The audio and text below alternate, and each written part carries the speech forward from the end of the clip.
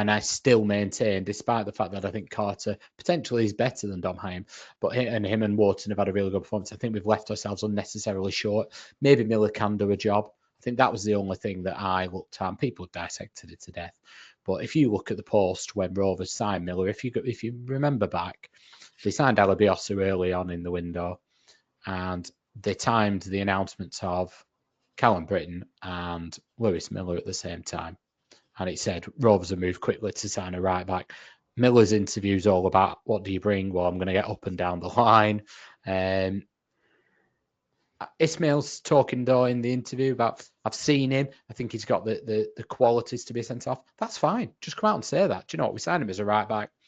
We saw an opportunity to let Dom go. We've looked at Miller and we think, do you know what? He's got the profile to play centre half. So we've brought a backup in.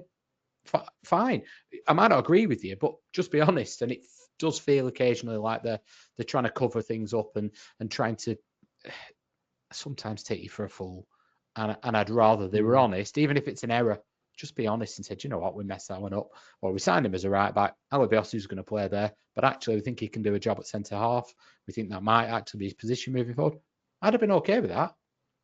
Whether I agree with you or not, time will tell, won't it?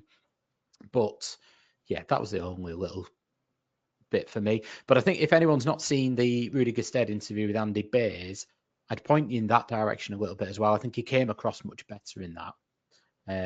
Answering the questions a bit more question and answer format rather than, I know there was a question and answer format in the Rovers one, but it did feel a bit rehearsed.